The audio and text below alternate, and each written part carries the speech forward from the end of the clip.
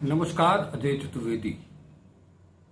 देश को विपक्ष विहीन बनाने का तरीका सत्तारूढ़ दल और सत्तारूढ़ गठबंधन रोज एक नए नए पैंतरे खोजता रहता है। अभी एसआईआर चल रहा है। बिहार में राहुल गांधी पदयात्रा कर रहे हैं, वोटर अधिकार यात्रा कर रहे हैं। बिहार में उन्हें अपार जन समर्थन मिल रहा है। तेजस्वी यादव उनके साथ कंधे से कंधे मिलाकर के खड़े हैं। पूरा विपक्ष राहुल गांधी के कंधे से कंधे मिलाकर के इस वोट चोरी का मुकाबला कर रहा है। जबकि ये भी अब साबित हो गया है कि चुनाव आयोग केवल और केवल सत्ता पक्ष के लिए काम कर रहा है।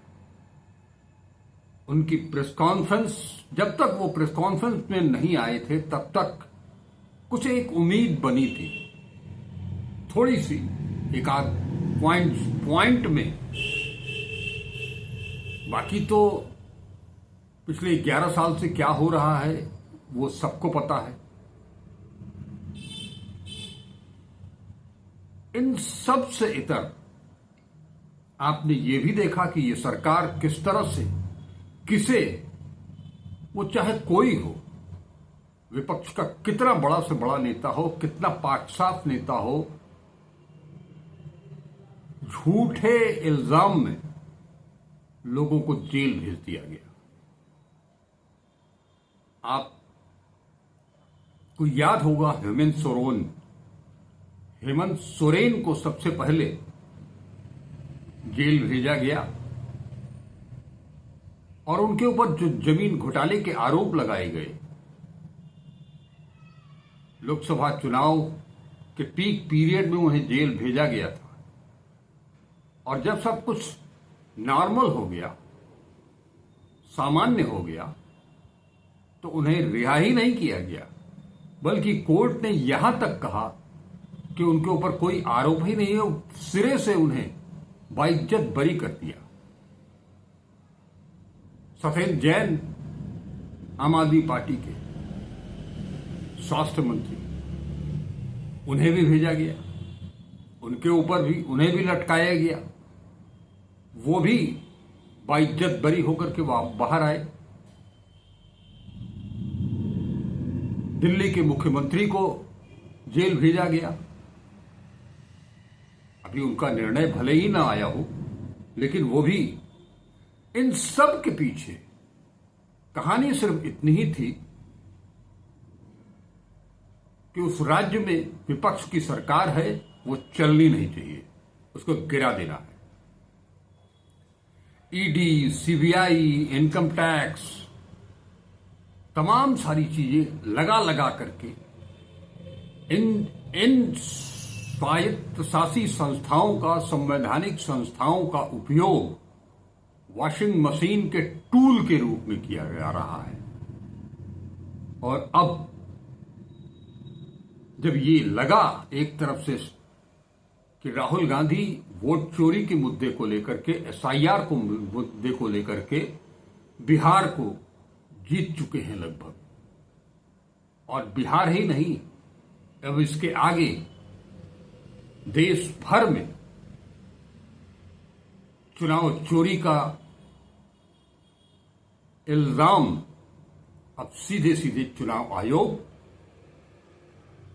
और केंद्र की सत्तारूढ़ सत्ता, ये आम जनमानस के भीतर भी बात बैठ चुकी थी। ऐसे में केंद्रीय गृह मंत्री अमित शाह जी ने आज एक संविधान संशोधन बिल संसद में पेश किया, जिसका आशय है कोई भी, किसी भी राज्य का मुख्यमंत्री, मंत्री या प्रधानमंत्री या केंद्र का मंत्री किसी आरोप में जेल जाता है और 30 दिन तक वो कैद में रहता है, तो 31वें दिन वो मुख्यमंत्री नहीं रहेगा, वो मंत्री नहीं रहेगा, वो प्रधानमंत्री नहीं रहेगा, वो केंद्रीय मंत्री नहीं रहेगा। यानी एक अभी तक जो काम ईडी, सीबीआई, इनकम टैक्स कर रहे थे, वो उनके हाथ और मजबूत करने के लिए, फर्जीवाड़े को और ज्यादा प्रसार देने के लिए, विपक्ष को नेस्त नाबूद करके हर जगह, अगर वोट चोरी से सत्ता नहीं पलट सकती है, पैसे से खरीदी नहीं जा सकती है, तो एक केस ईडी को बनाना है, उसे जेल भेजना है और कम से कम 30 दिन तक ये कोशिश करते रहनी है कि कतई उसे किसी कीमत पर जमानत न मिले।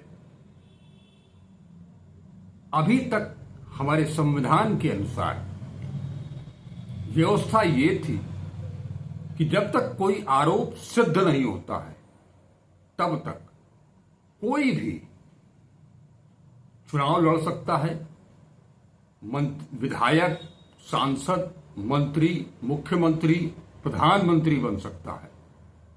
ऐसे बहुत सारे, एक नहीं अनेक उदाहरण आपको मिल जाएंगे।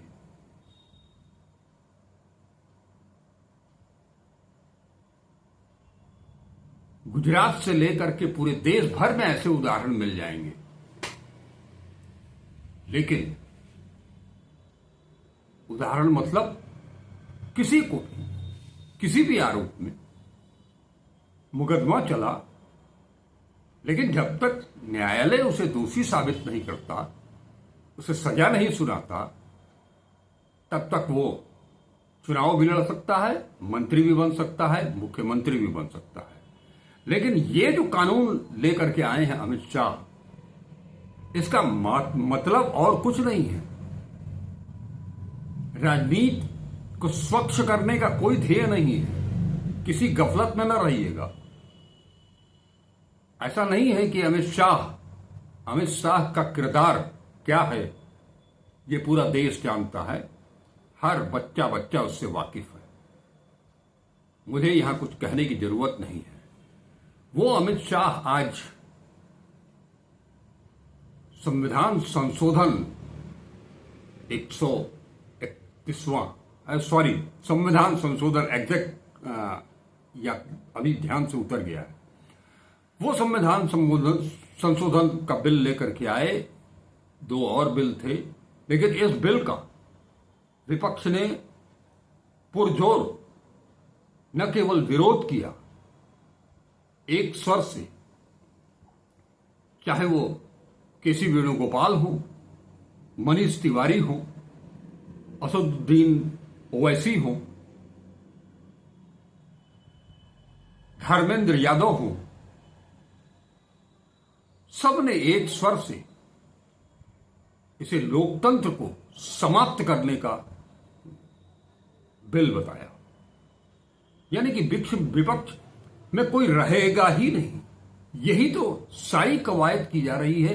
ये वोट चोरी भी उसी के लिए है, ये एसआईआर भी उसी के लिए है। आप सभी देख रहे हैं कि विपक्ष के जो मतदाता हैं उनको बाहर कर दो और सत्ता पक्ष के जो मतदाता हैं उनकी लिस्ट बढ़ा दो। जैसे महाराष्ट्र में बढ़ा दिया, जैसे हरियाणा में गड़बड़ कर दिया, अब बिहार को लूटने चले हैं। लेकिन बिहार की जनता तो पूरी तरह से समझ चुकी है। महिला हो, पुरुष हो, युवा हो, वृद्ध हो, सबके मन में एक चीज साफ हो गई है। जो कुछ थोड़ी बहुत शंका थी, कि उम्मीद थी कि शायद उनका नाम होगा, जुड़ जाएगा, लेकिन चुनाव आयुक्त ज्ञानेश कुमार ने अपनी प्रेस कॉन्फ्रेंस से सब कुछ, सबके दिमाग को दुरुस्त कर दिया कि अब इस देश में लोकतंत्र नहीं रहने वाला है। संविधान के तहत जो निचले लेवल तक के लोगों को एकमात्र अधिकार मिला था, वोट का अधिकार, जिसकी बदौलत उस सरकार को वो हटा सकते थे, हटाते रहे हैं जो जन विरोधी हो, वो अधिकार छीनने की पूरी कोशिश की जा रही है। और उसी के तहत ये बिल भी लाया गया ताकि विपक्ष के मुख्यमंत्रियों को, उनके मंत्रियों को, उनके ऊपर दबाव डाल करके या तो उन्हें मजबूर कर दिया जाए वॉशिंग मशीन में आने के लिए, या फिर उन्हें जेल भेज करके कुर्सी से हटा दिया जाए। ये कवायद केंद्र सरकार की है। वो नहीं चाहती है, अगर ये कानून बन गया तो विपक्ष, चाहे हेमंत सोरेन हो, एमके स्टालिन हो, रेवंत रेड्डी हो, सिद्धरमैया हो, सबको एक झटके में आप निकाल बाहर कर देंगे। सुक्खू जी हो, किसी न किसी के ऊपर कोई न कोई आरोप मढ़ करके मनी लॉन्ड्रिंग का केस ले आ करके ईडी उनको गिरफ्तार करेगी। और अभी तक तो 6-6 महीने, 7-7 महीने, साल भर तक लोगों को जेल में रखती थी। कई बार फटकार मिली। सरकार ने भी, गृह मंत्री ने भी सोचा कि हमारी जो संस्था है, जो हमारा साथ दे रही है, उसको इतना अपमानित न किया जाए, एक ऐसा कानून ही ले आ दिया जाए। 6 महीने की जरूरत क्या है, 30 दिन में ही वारा न्यारा हो जाएगा।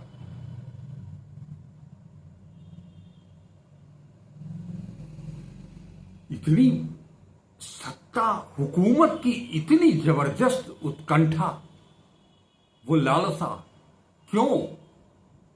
कहते तो आप अपने आप को जनसेवक हैं, देश का पहला सेवक, देश का दूसरा सेवक, महान सेवक, ऐसा सेवक जो 78 साल में इस देश में कुछ जो नहीं हुआ वो कर दे रहे हैं। वैसे कहना तो यह है कि इन 78 सालों में से 11 साल अगर हटा दीजिए तो 67 साल में इस देश में कुछ हुआ ही नहीं। जो कुछ भी हुआ है, देश भी आजाद हुआ 2014 में ही। झूठे लोग 1947 की बात करते हैं, झूठे ही संविधान का नाम लिया जाता है कि वो 1950 में आ गया था। और जब ज्यादा कोहराम मचेगा, जब संविधान और लोकतंत्र को लेकर के जनता गिरेबान पकड़ने की कोशिश करेगी तो संविधान को माथे लगा लेंगे। समझ तो सब आ रहा है, और यह भी समझ में आ रहा है कि विपक्ष ने उनकी गर्दन कायदे से पकड़ रखी है। बावजूद इसकी ये ठिठाई देखिए कि सरकार विपक्ष को लगातार घेरने की और पूरे देश को विपक्ष मुक्त करने की ये साजिश कब तक चलेगा। लेकिन हमको लगता है फिलहाल तो इस विधेयक को जेसीबी को भेज दिया गया है, जेपीसी को भेज दिया गया है। देखिए, जेपीसी इसलिए याद आ जाता है कि उसका कहर बहुत भयंकर रूप से टूट रहा है। न केवल उत्तर प्रदेश में, उत्तर प्रदेश से सीख करके लोग अपने अपने राज्यों, भाजपा शासित राज्यों में इसको लागू कर रहे हैं। सुप्रीम कोर्ट के आदेश का कोई मतलब नहीं है। ये सरकार, भाजपा की सरकार, सुप्रीम कोर्ट को मानने को तैयार नहीं। तो बुलडोजर आज भी चल रहा है, इसलिए जेसीबी तत्काल याद आ जाता है। और 10 साल तक जेपीसी का कोई इस्तेमाल ही नहीं हुआ, लिहाजा थोड़ी सी गफलत भी हो जाती है। लेकिन जेपीसी में होगा क्या? बोतलें चलेंगी, फिर से उठापटक होगी। अभी वक्फ बिल को लेकर के आप सबने देखा तो क्या हुआ? अभी मामला पेंडिंग है।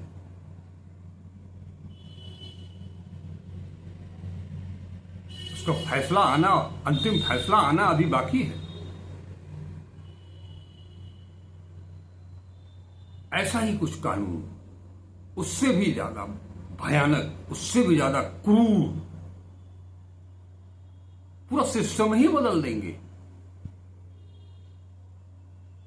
अगर सोच ये होती कि राजनीति को साफ सुथरा करना है, राजनीति के अपराधीकरण को रोकना है, तो शायद उन मामलों को जिनके ऊपर अभी हाल के दिनों में इसी सरकार ने करोड़ों करोड़ों की संपत्ति का आरोप, चोरी का आरोप लगाया, ईडी भेजी, ईडी का केस दायर हुआ, लेकिन वॉशिंग मशीन में आकर के वो सारे आरोप धुल गए। जिस बैसाखी पर ये चल रहे हैं, उसमें से एक चंद्रबाबू नायडू, उन्हें भी क्लीन चिट मिली, और इसी सरकार ने क्या क्या किया उनके साथ, ये भी आप सबको अच्छी तरह से याद होगा।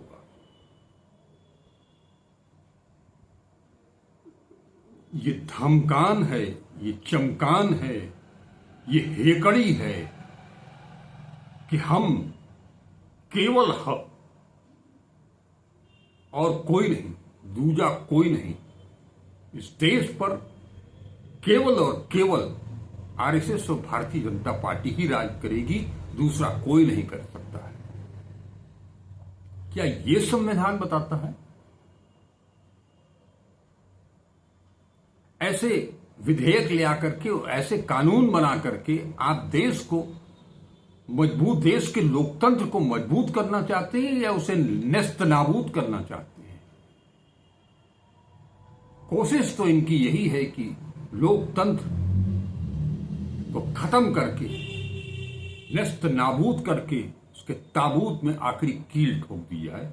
लेकिन एक बात समझ लेनी चाहिए सरकार को भी कि अब जो माहौल बना है, ऐसी माहौल में आप कुछ भी नहीं कर पाएंगे। आप लोकतंत्र को, संविधान को इस देश से कभी खत्म नहीं कर पाएंगे। ये लोगों के, खास तौर पर आम आदमी के दिल और दिमाग में ये घर कर करके बैठ गया है। लिहाजा आप लोगों की मानसिकता को समझें, उसे पूरा करें, उनकी आकांक्षाओं को पूरा करें, फिजूल के विपक्ष को धमकाने की बजाय जनहित के मामलों में आगे आए। नमस्कार, अजय स्टूडियो।